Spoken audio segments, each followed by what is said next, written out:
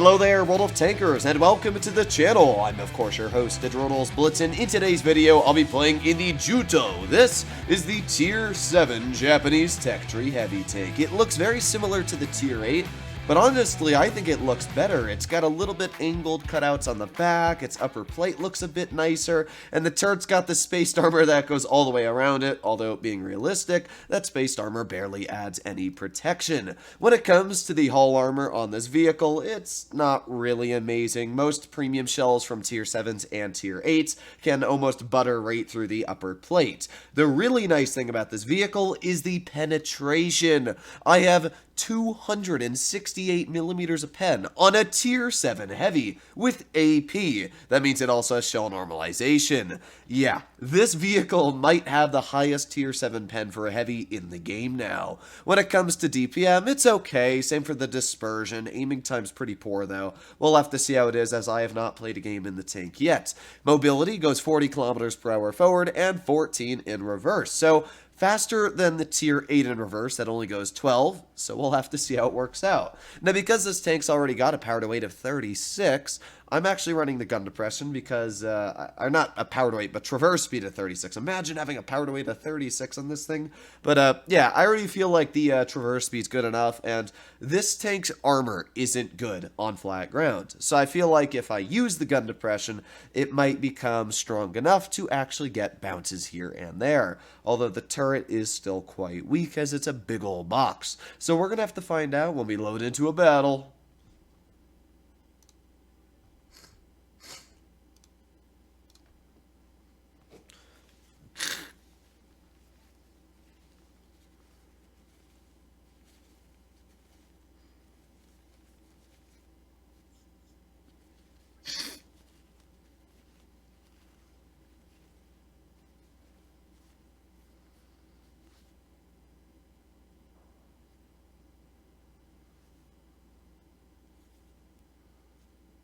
Here we are. What do we have on the enemy team? We got a Black Prince, another Juto, an M41 Bulldog, Cromwell Berlin, a Juno, and a WZ Blaze. Alright, well, because I'm running a gun depression, this is actually going to be much more enjoyable, because I'm going to drive towards B Hill, and I should be able to work it quite well. I always find it weird how every tank in the line goes 40 except for the Tier 8. I mean, the Tier 8, in my opinion, is the best out of them all, but it's still surprising to me that that this one goes 40 and the Tier 8 goes 35. But I don't know what the Tier 6's top speed is, so I guess I could be wrong. Tier 5 only goes 30, but yeah, I'm not sure what the Tier 6 goes, so I could be wrong on that part. Either way, up the hill I go, up and away. I'm not the fastest at climbing this hill, but it will definitely be worth it, judging that I can just work this hill and get a shell right into that Cromwell Berlin's turret. So nice. Now we're just on a reload for a bit of time. I have the same reload, or same damage per shot as a T29, so that's what I would expect when it comes to, like, the DPM as well. There you go. Nice tap into that Juno off to the side. I gotta say, this gun is pretty nice. With the alpha, with the pen, seems pretty solid. If I load premium on this Juno, I bet he stands literally no chance. So there you go. We've already dealt 900 damage. Gun depression's treating me well here. Let's poke this hill a bit more. Let's aim it on the Juno again. Aiming, and fire. Oh, right into his turret. And he is gone. All right. Well, there goes one opponent on the enemy team.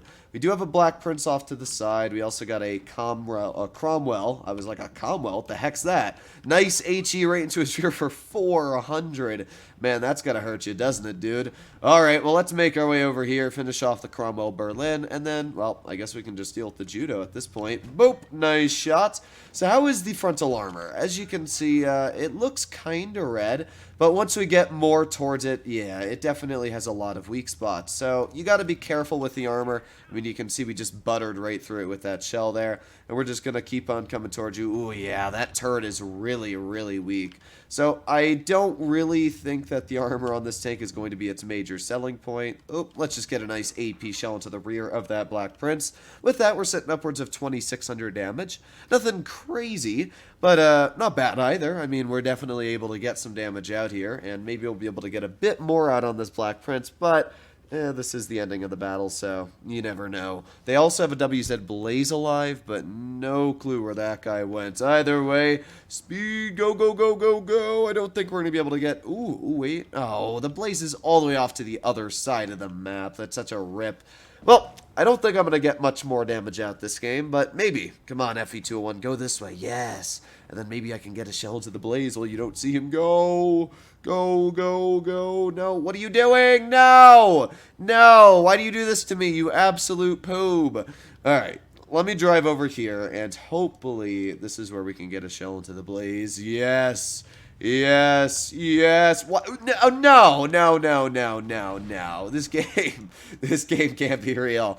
Well, I'll take it. We still did a pretty good job for the first battle. Let's do one more game and see if we can keep up the goodies. Alright, 2,592 damage. Unfortunate we couldn't pen one more shell, because that would have been almost 3,000 damage, so... Oh well, big rip for me. But yeah, first battle, did a pretty good job, I gotta say. The armor worked, well hauled down. Let's take a look at the actual armor profile. I'm gonna load up Armor Inspector so we can see what it's like, because... Obviously, it looked pretty poor when we were aiming at it with our tank against it. We do have very nice pen, but that still begs the question, what is the armor like? So this here is a 45 TP aiming at its upper plate. It's about 180, yes, about as thick as I thought. So lower plate's only about 130. If you're using it with the 9 degrees, its upper plate goes to... Wow, yeah, over 500. The turret becomes pretty okay. But yeah, loading premium ammo, you can see just how weak this tank is unless you're using it haul down. With the armor aside, here we are loading into our second battle. What do we have on the enemy team? A Smasher and an Annihilator. And you know what we get? A Vindicator. Yay! I'm so excited. Thank you, Wargaming. I still believe that Wargaming needs to make it so that 183s always match 183s on the enemy team in Tier 10, but either way, speed.